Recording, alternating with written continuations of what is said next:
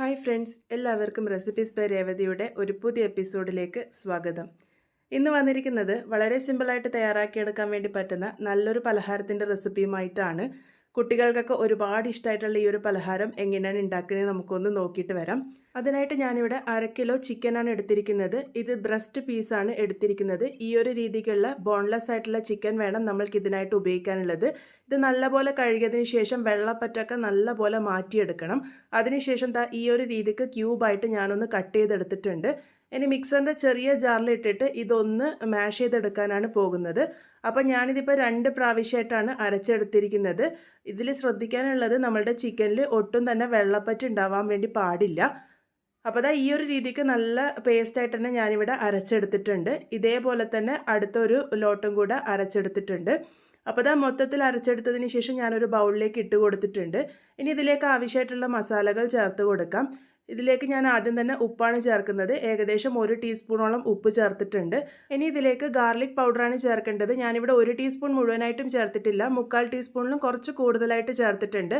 Garlic powder ഇല്ലാന്നുണ്ടെങ്കിൽ വെളുത്തുള്ളി നല്ല ഫൈനായിട്ട് അരച്ചെടുത്തിട്ട് ചേർത്താലും മതി. ഇനി ഇതിലേക്ക് ചേർത്ത് കൊടുക്കുന്നത് കുരുമുളക് പൊടിയാണ്. ഞാനിവിടെ 1/2 ടീസ്പൂൺ അളവിൽ കുരുമുളക് പൊടി ചേർത്തിട്ടുണ്ട്. ഇതിൻ്റെ കൂടെ തന്നെ 1/4 ടീസ്പൂൺ അളവിൽ മുളക് പൊടി കൂടെ ചേർത്ത് കൊടുത്തിട്ടുണ്ട്. ഇനി ഇതിലേക്ക് ഒരു ചെറിയ കഷ്ണം ലെമൺ ഒന്ന് സ്ക്വീസ് ചെയ്ത് ഒഴിച്ചു കൊടുക്കുന്നുണ്ട്. ഇത് ഏകദേശം ഒരു 1/2 ടീസ്പൂണോളൊക്കെ മാത്രമേ ഞാൻ ഒഴിച്ചു കൊടുത്തിട്ടുള്ളൂ. ഇനി ഇതിലേക്ക് 1/4 ടീസ്പൂൺ അളവിൽ ഒറിഗാനോ ആണ് ചേർത്ത് കൊടുക്കുന്നത്. ഓപ്ഷനിലാണ്, ഒറിഗാനോ ഉണ്ടെങ്കിൽ മാത്രം ചേർത്താൽ മതി, ഒരു നല്ല ഫ്ലേവർ കിട്ടും. ഇനി ഇതിലേക്ക് ആവശ്യമായിട്ടുള്ളത് ബ്രെഡ് ക്രംസ് ആണ്. ഞാനിവിടെ 2 ബ്രെഡ് അതിൻ്റെ അരികുകളൊക്കെ ഒന്ന് കട്ട് ചെയ്ത് മാറ്റിയതിന് ശേഷം മിക്സിയുടെ ചെറിയ ജാറിൽ ഒന്ന് പൊടിച്ചെടുത്തിരിക്കുന്നതാണ്. ഇനി എല്ലാം കൂടെ നമുക്കൊന്ന് നന്നായിട്ട് കുഴച്ചെടുക്കാം. ബ്രെഡ് ക്രംസ് നമ്മൾ ചേർക്കുന്നത് ഈ ഒരു ചിക്കനിൽ എങ്ങനെയെങ്കിലും വെള്ളപ്പറ്റൊക്കെ ഉണ്ടെങ്കിൽ അതൊക്കെ ഈ ഒരു ബ്രെഡ് ക്രംസ് നന്നായിട്ട് വലിച്ചെടുത്ത് നമ്മളുടെ കൂട്ട് ഒട്ടും തന്നെ വെള്ളപ്പറ്റില്ലാതിരിക്കാൻ വേണ്ടിയിട്ട് സഹായിക്കും. അപ്പോൾ ഇത് കുറച്ച് സമയമെടുത്ത് തന്നെ നല്ലപോലെ കുഴച്ചെടുക്കേണ്ടി വരും. ആ ഒരു മസാലയൊക്കെ എല്ലാ ഭാഗത്തേക്കും എത്തുന്ന രീതിക്ക് കൈ ഉപയോഗിച്ച് നല്ലപോലെ തന്നെ ഒന്ന് മിക്സ് ചെയ്തെടുക്കുക. അപ്പോൾ ഈ ഒരു രീതിക്ക് ഞാനിപ്പോൾ നന്നായിട്ട് തന്നെ കുഴച്ചെടുത്തിട്ടുണ്ട്. ഇതിപ്പോൾ ഒരല്പം സ്റ്റിക്കി ആയിട്ടാണ് ഇരിക്കുന്നത്. അപ്പോൾ ഇതൊന്നും കൂടെ സ്റ്റിഫാക്കാൻ വേണ്ടിയിട്ട് നമുക്കിതൊരു 1/2 മണിക്കൂർ നേരത്തേക്ക് ഫ്രിഡ്ജിലേക്ക് മാറ്റി വയ്ക്കാം. അപ്പോൾ ഇത് നന്നായിട്ടൊന്ന് റാപ്പ് ചെയ്തിട്ടോ അല്ല ഒരു പാത്രം വെച്ച് അടച്ചിട്ടോ നമുക്കൊരു 1/2 മണിക്കൂർ നേരത്തേക്ക് ഫ്രിഡ്ജിലേക്ക് മാറ്റി വയ്ക്കാം. 1/2 മണിക്കൂറിന് ശേഷം നമുക്കിതൊന്ന് എടുത്ത് നോക്കാം. ഇത് കുറച്ചും കൂടെ ഒന്ന് സ്റ്റിഫായ രീതിക്ക് കിട്ടിയിട്ടുണ്ട്. ഈ ഒരു രീതിക്കായി കിട്ടിക്കഴിഞ്ഞാൽ നമുക്ക് ഈസി ആയിട്ട് ഇതൊന്ന് ഷേപ്പ് ചെയ്തെടുക്കാൻ വേണ്ടി പറ്റും. അതിന് വേണ്ടിയിട്ടാണ് ഒരു 1/2 മണിക്കൂർ നേരത്തേക്ക് റെസ്റ്റ് ചെയ്തത്. ഇനി നമുക്കിത് ഷേപ്പ് ചെയ്തെടുക്കാം. അതിന് വേണ്ടിയിട്ട് ഞാനിവിടെ ഒരു ബട്ടർ പേപ്പർ വെച്ച് കൊടുത്തിട്ടുണ്ട്. ഇങ്ങനെ ബട്ടർ പേപ്പർ വെച്ച് കൊടുക്കണം നിർബന്ധമൊന്നുമില്ല, നന്നായിട്ട് ഓയിൽ സ്പ്രെഡ് ചെയ്ത് കൊടുത്താലും മതി. ബട്ടർ പേപ്പറിൻ്റെ മുകളിലേക്ക് നന്നായിട്ട് ഓയിലൊന്ന് സ്പ്രെഡ് ചെയ്തതിന് ശേഷം ഞാനിതെടുത്തിട്ടൊന്ന് പരത്തി കൊടുക്കുന്നുണ്ട്. കയ്യിലും നന്നായിട്ടൊന്ന് ഓയിൽ സ്പ്രെഡ് ചെയ്യാൻ വേണ്ടിയിട്ട് ശ്രദ്ധിച്ചോളൂ. പറ്റുന്നുണ്ടെങ്കിൽ ഓയിൽ ചെറുതായിട്ട് തൊട്ടാൽ മാത്രം മതി. ഈ ഒരു രീതിക്ക് ഒന്ന് റെക്റ്റാങ്കിൾ ഷേപ്പിലോട്ടേക്ക് ആക്കിയെടുത്തിട്ടുണ്ട്.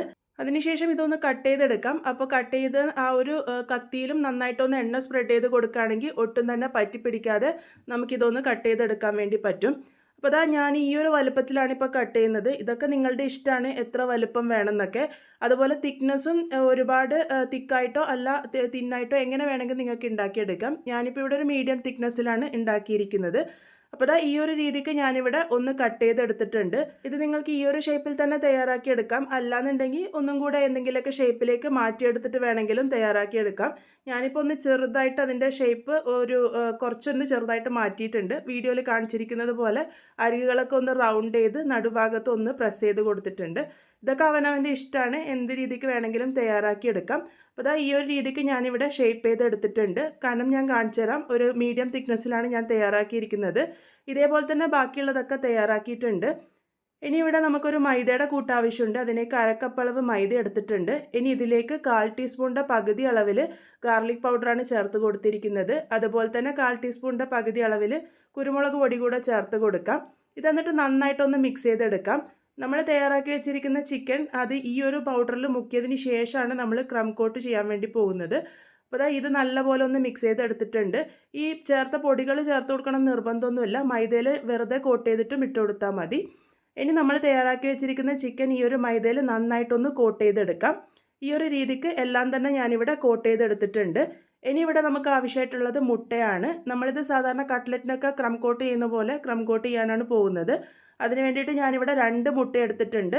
മുട്ടയ്ക്ക് ചെറിയൊരു ഫ്ലേവർ കിട്ടാൻ വേണ്ടിയിട്ട് ഞാനിവിടെ 1/4 ടീസ്പൂണിൻ്റെ പകുതി അളവിൽ കുരുമുളക് പൊടിയും അതേ അളവിൽ തന്നെ ഉപ്പും ചേർത്തിട്ടുണ്ട്.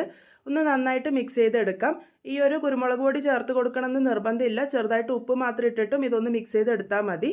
ഇത് നിങ്ങൾക്ക് വേണമെങ്കിൽ ഒരു മുട്ടയും കുറച്ച് പാലും ഉപയോഗിച്ചിട്ടും തയ്യാറാക്കി എടുക്കാവുന്നതാണ്. മുട്ടയുടെ മിക്സ് ഇവിടെ റെഡി ആയിട്ടുണ്ട്. ഇനി ഇതിലേക്ക് ആവശ്യമായിട്ടുള്ളത് ബ്രെഡ് ക്രംസ് ആണ്. ഞാനിവിടെ 4 ബ്രെഡ് ഒന്ന് മിക്സിയുടെ ചെറിയ ജാറിലിട്ടിട്ട് പൊടിച്ചെടുത്തതാണ്. അതിൻ്റെ സൈഡൊന്നും കട്ട് ചെയ്ത് മാറ്റിയിട്ടില്ല, മൊത്തത്തിലെടുത്ത് പൊടിച്ചെടുത്തതാണ്. ഇനി ഇത് സാധാരണ കട്ട്ലറ്റൊക്കെ കോട്ട് ചെയ്തെടുക്കുന്നത് പോലെ കോട്ട് ചെയ്തെടുക്കാനാണ് പോകുന്നത്. ആദ്യം മുട്ടയുടെ മിക്സിൽ നല്ലപോലെ ഡിപ്പ് ചെയ്തതിന് ശേഷം ബ്രെഡ് ക്രംസിൽ നല്ലപോലെ കോട്ട് ചെയ്തെടുക്കാം. ഇത് നമ്മൾ സാധാരണ കട്ട്ലറ്റിന് ചെയ്യുന്ന ആ ഒരു രീതിക്ക് തന്നെയാണ് തയ്യാറാക്കി എടുത്തിരിക്കുന്നത്. അപ്പോൾ ഈ ഒരു രീതിക്ക് നന്നായിട്ട് തന്നെ ഒന്ന് കോട്ട് ചെയ്തെടുക്കാം. ഇതേപോലെ തന്നെ നമുക്ക് ബാക്കിയുള്ളതൊക്കെ തയ്യാറാക്കി എടുക്കാം. ഇനി ഇത് ഡീപ്പ് ഫ്രൈ ചെയ്തെടുക്കാനാണ് പോകുന്നത്. അതിന് വേണ്ടിയിട്ട് കുറച്ച് ഓയിൽ നേരത്തെ തന്നെ ചൂടാക്കാൻ വേണ്ടി വെച്ചിരുന്നു. ഓയിൽ നല്ലപോലെ ചൂടായി വന്നതിന് ശേഷം വേണം നമ്മളിത് ഓരോന്നായിട്ട് ഇട്ട് കൊടുക്കാൻ വേണ്ടിയിട്ട്. അത് ശ്രദ്ധിക്കണം. ഓയിൽ നല്ല ചൂടായിട്ട് വേണം നമ്മൾ ഇട്ട് കൊടുക്കാൻ വേണ്ടിയിട്ട്. അതുപോലെ ഇത് ഓരോന്നായിട്ട് ഇട്ട് കൊടുത്തതിന് ശേഷം പിന്നെ മീഡിയം ടു ലോ ഫ്ലെയിമിൽ വെച്ചിട്ട് വേണം നമ്മളിത് കുക്ക് ചെയ്തെടുക്കാൻ വേണ്ടിയിട്ട്.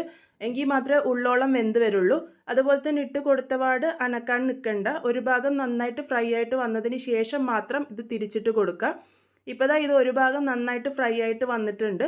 അപ്പോൾ ഞാനിതൊന്ന് തിരിച്ചിട്ട് കൊടുത്തിട്ടുണ്ട്. കുക്ക് ചെയ്യേണ്ടത് മീഡിയം ടു ലോ ഫ്ലെയിമിൽ വെച്ചിട്ട് തന്നെ കുക്ക് ചെയ്യണം. ഒരുപാട് ഹൈ ഫ്ലെയിമിൽ വെച്ചാൽ പുറമേ പെട്ടെന്ന് കരിഞ്ഞു പോകും, ഉള്ളിൽ വെന്ത് കിട്ടില്ല. അപ്പോൾ ഇതിപ്പോൾ പാകത്തിന് റെഡി ആയിട്ടുണ്ട്.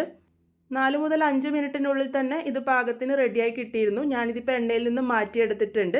ഇതേപോലെ തന്നെ നമുക്ക് ബാക്കിയുള്ളതൊക്കെ ഒന്ന് ഫ്രൈ ചെയ്തെടുക്കാം. വളരെ സിമ്പിളായിട്ട് തയ്യാറാക്കിയെടുക്കാൻ വേണ്ടി പറ്റുന്ന ചിക്കൻ ഉപയോഗിച്ചിട്ടുള്ള നഗറ്റ്സ് ആണ് നമ്മളിന്ന് ഉണ്ടാക്കിയിരിക്കുന്നത്. റെസ്റ്റോറൻറ്റിൽ കിട്ടുന്നതിനേക്കാൾ ഒന്നുകൂടി രുചിയിലായിരിക്കും ഇത് ഉണ്ടാകുക. കാരണം നമ്മൾ ചിക്കനിൽ കുറച്ച് ഫ്ലേവേഴ്സും കൂടെ ആഡ് ചെയ്തിട്ടുണ്ട്. സാധാരണ ഇത് ഉപ്പും കുരുമുളക് പൊടിയും മാത്രം ഇട്ടിട്ടാണ് തയ്യാറാക്കിയെടുക്കാറ്. അപ്പോൾ പുറമേ നല്ല മൊരിഞ്ഞിരിക്കും, ഉള്ളിൽ നല്ല ജ്യൂസി ആയിട്ടുള്ള ചിക്കനും ഇരിക്കും. സോസോ അല്ലെങ്കിൽ മയണൈസോ ചേർത്ത് കഴിക്കാൻ വേണ്ടിയിട്ട് ബെസ്റ്റാണ്. എല്ലാവരും ട്രൈ ചെയ്ത് ഫീഡ്ബാക്സ് ഒക്കെ പറയുക. വീണ്ടും ഒരു നല്ല റെസിപ്പിയുമായി കാണാം.